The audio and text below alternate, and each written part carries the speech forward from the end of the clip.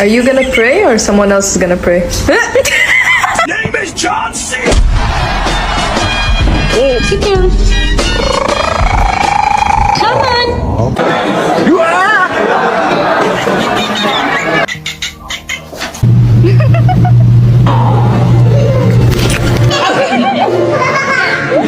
You're not as much of a little demon as they thought you were.